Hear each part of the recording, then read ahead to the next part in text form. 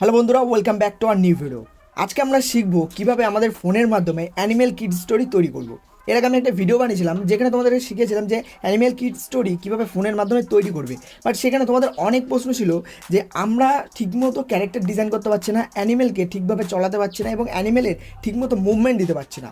তো সেই কারণে আজকের ভিডিওটা নিয়ে চলে আসলাম। আজকে শুধুমাত্র আমরা শিখবো যে কীভাবে আমরা অ্যানিমেলের পজিশন চেঞ্জ করব, কীভাবে অ্যানিমেলকে মুভমেন্ট দেবো অ্যান্ড অ্যানিমেল ক্যারেক্টার ডিজাইনের যাবতীয় খুঁটিনাটি বিষয় আজকের ভিডিও শিখবো। আর এই ভিডিওটাকে দুটি সেগমেন্টে বিভক্ত করেছি।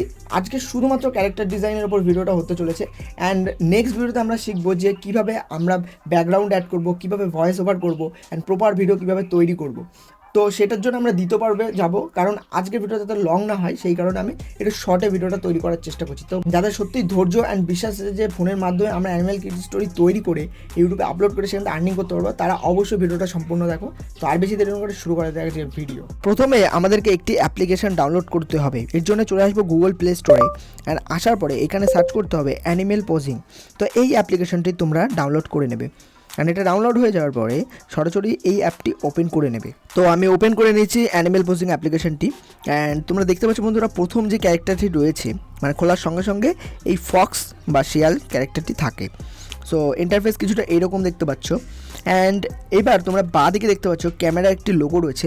এটাকে তোমরা যদি এভাবে ওপরে তোলো তাহলে এটা জুম হবে অ্যান্ড যদি নিচে নামাও তাহলে জুম আউট হচ্ছে, মানে জুম ইন জুম আউট। এটা দ্বারা আমরা কী করতে পারছি, zoom in and zoom out. পরবর্তীতে তোমরা দেখতে পাচ্ছ পাশে রয়েছে ক্যারেক্টারের মানে ক্যাটের একটি লোগো রয়েছে। তো এটাকে যদি আমরা উপরে তুলি তাহলে দেখতে পাচ্ছ এটাতে শুধু ক্যারেক্টারটি জুম হচ্ছে, মানে ব্যাকগ্রাউন্ড জুম হবে না, জাস্ট ক্যারেক্টার জুম হচ্ছে অ্যান্ড জুম আউট হচ্ছে। এবারে বন্ধুরা তোমরা যদি চাও যে ক্যারেক্টারটিকে ঘোরাবে, তো তার জন্য তোমরা জাস্ট কী করবে, ক্যারেক্টারের উপর ক্লিক করে এইভাবে করে তোমরা আঙুলটি সরাবে আর ক্যারেক্টারটি যে কোনো পজিশানে থাকতে পারবে। তো এবারে বন্ধুরা দেখতে পাচ্ছি নিচে একটা অপশান রয়েছে প্যান বলে। যদি আমরা প্যানের উপর ক্লিক করি তাহলে কিন্তু ক্যারেক্টারটি আর ঘুরবে না। এবার শুধু ক্যারেক্টারটিকে আমরা কিন্তু জুম করবো অ্যান্ড সাইডে সরাতে পারবো। তো দেখতে পাচ্ছি জাস্ট প্যান করতে পারছি, আমরা কি ঘোরাতে পারবো না, মানে ঘুরে প্রত্যেকটা সাইড প্রত্যেকটা দিক থেকে আমরা কিন্তু অ্যাঙ্গেল নিতে পারছি না। আসো এবার আমরা শিখে নিই যে কীভাবে অ্যানিমেলের পোজ দেবো। তো এর জন্য সিলেক্ট পোজে ক্লিক করবো অ্যান্ড এখানে দেখতে পাচ্ছ অনেকগুলি পোজ রয়েছে। তো আইডেল এতে যেহেতু এখন রয়েছে, আইডেল এতে মানে দাঁড়িয়ে থাকবে। তো এরপর বিতে যদি করো ক্লিক তাহলে দেখতে পাচ্ছ গা চুলকাচ্ছে অ্যান্ড আইডিয়াল সিতে যদি করো তো দেখতে পাচ্ছ এখন কী করছে, হাঁপাচ্ছে। এটা আমরা কখন দেবো, আমরা রানের পরে এটা দিতে পারি। মানে ধরো রান দৌড়ানোর পরে এক জায়গায় দাঁড়ালো অ্যান্ড তখন তো হাঁপাবে স্বাভাবিক, যেহেতু দৌড়াচ্ছে। তো সেই সময় আমরা কিন্তু আইডিয়াল সিটা ইউজ করতে পারি।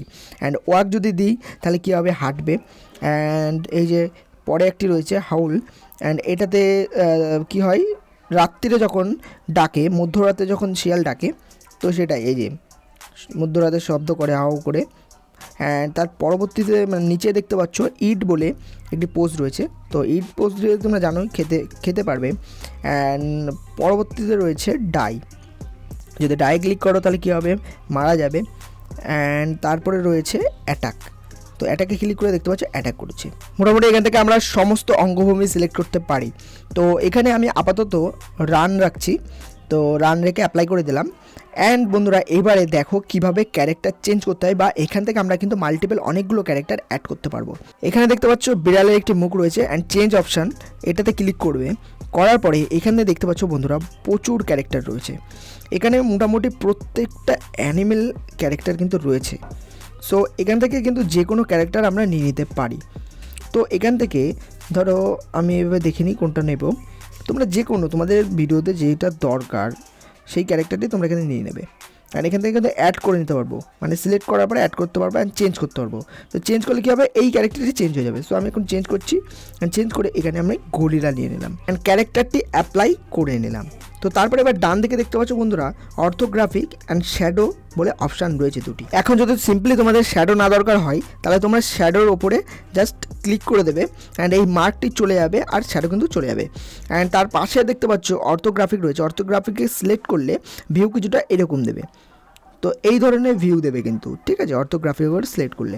অ্যান্ড বন্ধুরা তোমরা দেখতে পাচ্ছ ডান দিকের উপরে এটি ক্যাটের ছবি দিয়ে লোগো রয়েছে। তো এইখানে যদি ক্লিক করো তাহলে এখান থেকে তোমরা ক্যারেক্টারটিকে ব্যালেন্স করতে পারবে, মানে ক্যারেক্টারটি কোন দিকে রয়েছে, কোন পজিশনের দিকে রয়েছে, তোমরা কোন দিকে ঘোরাবে, পুরোপুরি একদম ঠিকভাবে ব্যালেন্স করে নিতে পারবে এটা, ঠিক আছে।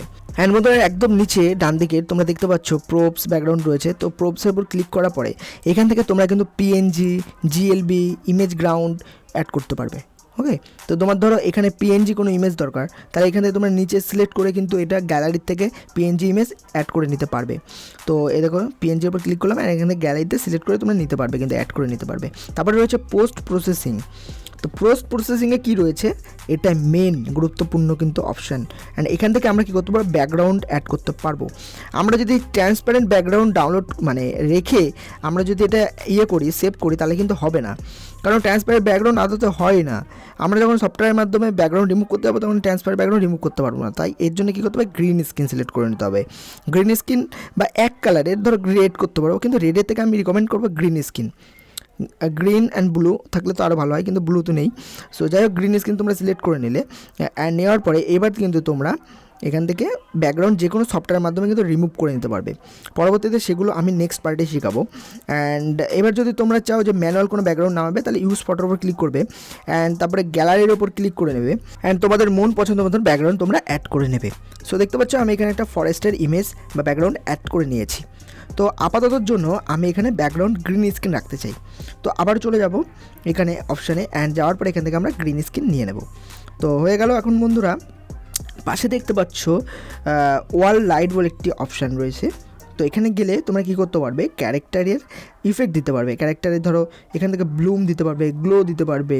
সো গ্লোতে কিছু হচ্ছে না, অ্যান্ড ব্লুমে দেখতে পাচ্ছ এরকম ইফেক্ট দিচ্ছে। অ্যান্ড এখান থেকে প্রচুর ইফেক্ট রয়েছে, তোমাদের দরকার খুশি এখান থেকে তোমরা ইফেক্ট দিয়ে দেবে। ধরো আমি ব্লার দিচ্ছি, অ্যান্ড ব্লারের সাইজ তোমরা এইভাবে অ্যামাউন্টটাকে কন্ট্রোল করতে পারবে। তো এখন ধরো ব্লার রয়েছে দেখতে পাচ্ছ কিছুটা, আমি এখানে রিসেট করে দিলাম, অ্যান্ড পুনরাবস্থায় চলে আসলো। তো এবার আমরা সেটিংসের ওপর ক্লিক করলাম, অ্যান্ড দেখতে পাচ্ছ বন্ধুরা এখান থেকে কিন্তু আমরা শ্যাডোর কন্ট্রোল করতে পারবো, মানে শ্যাডোর স্ট্রেংথ, তারপরে ডিরেকশন, ওয়াইএক্স, ইন্টেন্সিটি, এগুলো কিন্তু কন্ট্রোল করতে পারবো আমরা।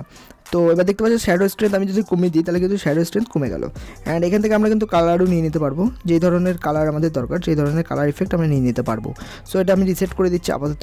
অ্যান্ড বন্ধুরা এবার সব হয়ে গেল। এবার তোমরা জাস্ট এই ক্যারেক্টারটির স্ক্রিনশট একটি নিয়ে নিতে পারো। তো জাস্ট ক্যামেরার উপর ক্লিক করলে, অ্যান্ড এখন কিন্তু স্ক্রিনশট হয়ে গেছে। এবার এই ভিডিওটিকে আমাদের স্ক্রিন রেকর্ড করে নিতে হবে। এর জন্য তোমরা তোমাদের ফোনের অফিসিয়াল স্ক্রিন রেকর্ডের অ্যাপ্লিকেশনটি ওপেন করে নেবে, অ্যান্ড এটিকে অন করে নেবে। সো এবার যাদের ফোনে অফিসিয়াল স্ক্রিন রেকর্ডার অ্যাপ্লিকেশনটি নেই তারা কী করবে, তারা সরাসরি প্লে স্টোরে চলে যাবে, অ্যান্ড প্লে স্টোরে যাওয়ার পরে এখানে তোমরা সার্চ করে নেবে screen recorder. Screen recorder search করলে বন্ধুরা প্রচুর স্ক্রিন রেকর্ডার অ্যাপ্লিকেশন কিন্তু এখানে চলে এসেছে। এখান থেকে যে কোনো একটি অ্যাপ্লিকেশন তোমরা ইনস্টল করে নেবে, অ্যান্ড চালু করে দেবে এই স্ক্রিন রেকর্ডার। অ্যান্ড ডান দিকে দেখতে পাচ্ছ বন্ধুরা আইয়ের বাটন রয়েছে, এখানে ক্লিক করবে, অ্যান্ড এখন রেকর্ড করে নেবে। থ্যাংক ইউ সো মাচ বন্ধুরা ভিডিওটা সম্পূর্ণ দেখার জন্য। আশা করছি আজকের ভিডিও থেকে তোমরা কিছু শিখতে পেয়েছো।